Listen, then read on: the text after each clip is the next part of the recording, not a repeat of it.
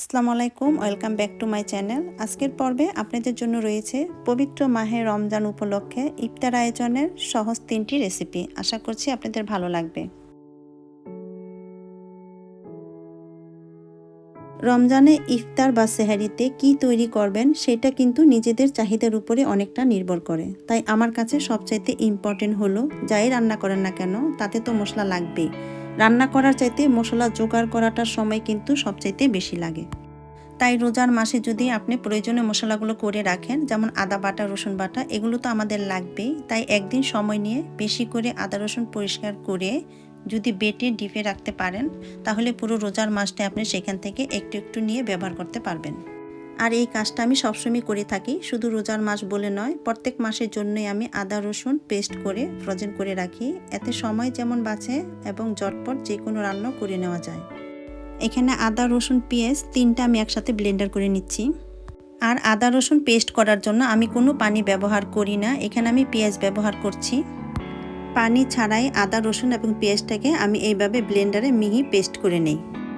আর এইভাবে বাটা মশলা রেডি করে আপনার প্রয়োজন অনুসারে একটি প্লেট বা আইস ট্রেতে এরকম ছোট ছোট পিস করে ডিপ ফ্রিজে ঘন্টাখানেকের জন্য রেখে দেন। যখন এটা শক্ত হয়ে যাবে তখন এগুলো বক্স বা পলি ব্যাগে ভরে আবারও ডিপ ফ্রিজে রেখে দিতে পারেন। রেখে ব্যবহার করতে পারবেন কয়েক মাস পর্যন্ত। ইফতারিতে মুখরোচক খাবার হিসাবে ভাজা পোড়া তো আমাদের চাই, তার মধ্যে আলু চপ একটি। এখানে আমি 1 কেজি আলু সিদ্ধ করে মধ্যে নিয়েছি। এর মধ্যে দিয়ে নিচ্ছি মরিচের গুঁড়া 1.5 চা চামচ, জিরা গুঁড়া 1/2 চা চামচ, লবণ স্বাদ মতো। মরিচ এবং জিরাটাকে আমি ভেজে গুঁড়া করে নিয়েছি। পেঁয়াজ বেরেস্তা 1 কাপ। এখানে আমি কোনো কাঁচা পেঁয়াজ ইউজ করছি না, পেঁয়াজ বেরেস্তা দিচ্ছি যেহেতু আমি আলুর চপগুলো ফ্রোজেন করে রাখবো। ধনেপাতা কুচিটা আমি একটু বেশি দিচ্ছি, খাবারের সময় খেতে ভালো লাগে। আপনারা পছন্দ না করলে বাদও করতে পারেন।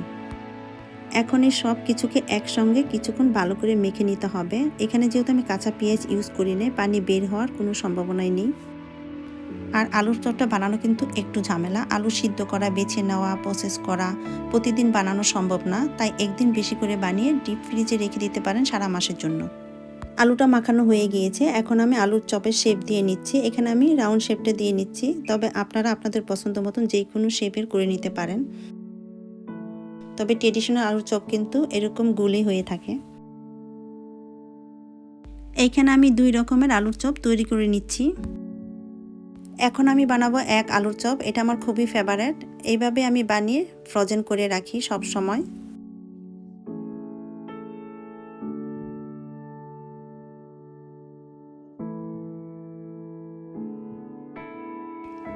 এখানে আমি 2টি ডিম ভেঙে ফেটে নিয়েছি, আর এখানে নিয়েছি কিছু ব্রেড কাম। এখন আলুর চপগুলো ডিমে চুবিয়ে ব্রেড কামে গড়িয়ে নিব।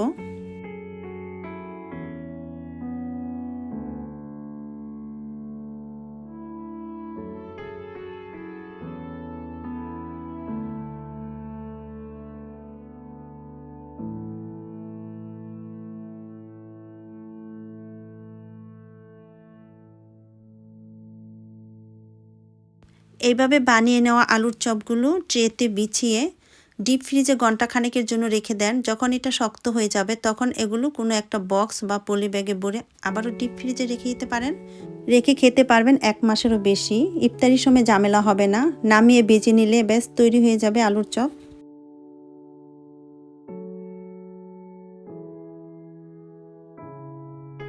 এখন আমি তৈরি করব হোটেল স্টাইলের সমোসার শীট। একটি মিক্সিং বলে নিয়ে নিচ্ছি 2 কাপ ময়দা। প্রথমে আমি গুলাটাকে তৈরি করে নিব, কারণ গুলাটাকে কিছুক্ষণ রেস্টে রাখতে হবে। স্বাদ মতো লবণ দিয়ে দিলাম। লবণটা দেওয়ার পর ময়দার সাথে লবণটাকে একটু মিশিয়ে নিয়েছি। দিয়ে দিচ্ছি 2 টেবিল চামচ তেল। আবারও সব কিছু একসাথে একটু মিশিয়ে নিচ্ছি। সব কিছু মেশানো হয়ে গেলে পরে এর মধ্যে অল্প অল্প ঠান্ডা পানি দিয়ে একটা গুলা তৈরি করে নিতে হবে। পানিটা ঠান্ডা, তবে ফ্রিজের ঠান্ডা পানি নয়। আর আমি এখানে 2 কাপ ময়দার জন্য 1 কাপ পানি নিয়েছি, তবে আপনার ময়দার ধরন বুঝে পানি কম বেশি লাগতে পারে। এইভাবে অল্প অল্প পানি দিয়ে একটা মোটামুটি নরম গুলা তৈরি করে নিতে হবে। আমরা রুটি বা পরোটা তৈরিতে যেরকম গুলা তৈরি করে থাকি এর চেয়ে একটু শক্ত হবে। বেশ কিছুক্ষণ মথে নেওয়ার পর পারফেক্ট একটা গুলা হয়েছে। এখন আমি অল্প একটু তেল মাখিয়ে ডেকে রেস্টে রেখে দেব 30 মিনিটের জন্য। এতে করে গুলাটা আরও অনেকটা সফট হবে। 30 মিনিট পর আমি উপর থেকে ঢাকনাটা সরিয়ে নিচ্ছি। দেখতে পাচ্ছেন আমাদের গুলাটা আগের চাইতে আরেকটু সফট হয়েছে। আর এভাবে গুলাটা তৈরি করে নিলে আপনার রুটিটা বেলতেও সহজ হবে এবং সমোসার যে শীটটা তৈরি হবে সেটা একদম পারফেক্ট হবে। গোলাটা থেকে আমি কতগুলো ছোট ছোট লেচি কেটে নিয়েছি। এবারে প্রত্যেকটা লেচিকে আলাদা আলাদাভাবে একটু মোটা করে ছোট ছোট রুটি তৈরি করে নিতে হবে।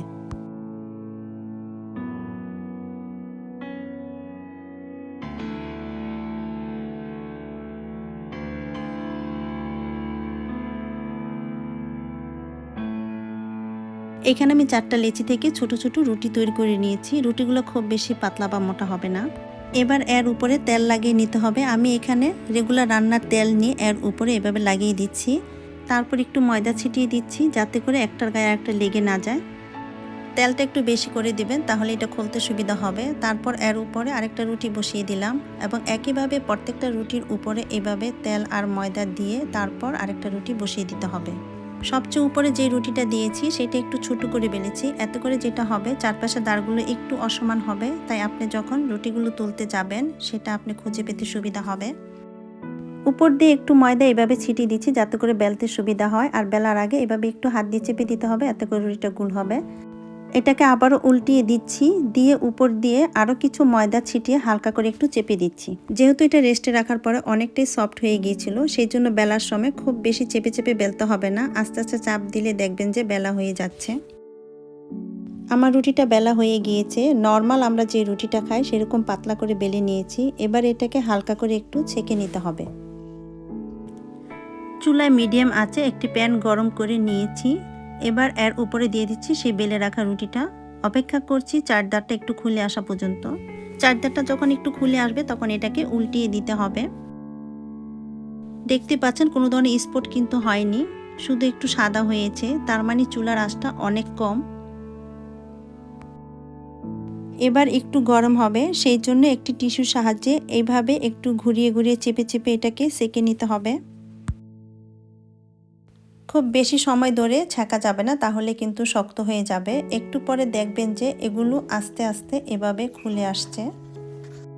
আপনি চাইলে চুলার উপর রেখেও এটাকে খুলে নিতে পারেন, অথবা যদি মনে করেন এটা শক্ত হয়ে যাচ্ছে তাহলে প্যান থেকে তুলে নিয়ে এভাবে হাত দিয়ে একটু টেনে টেনে ছাড়িয়ে নিতে পারেন। দেখতে পাচ্ছেন কত সহজে এটা উঠে আসছে, কারণ আমরা যে তেল মেখে দিয়েছি আর সেই সাথে দিয়েছিলাম ময়দা। দেখুন কত সুন্দর একটা পারফেক্ট সমোসার শীট তৈরি হয়ে গিয়েছে। তবে সবগুলো যে পারফেক্ট হবে তা কিন্তু নয়, যেগুলো উপরে থাকবে শক্ত হওয়ার কারণে একটু ছিঁড়েও যেতে পারে, তবে মাঝখানে সবগুলো কিন্তু এরকম পারফেক্ট হবে।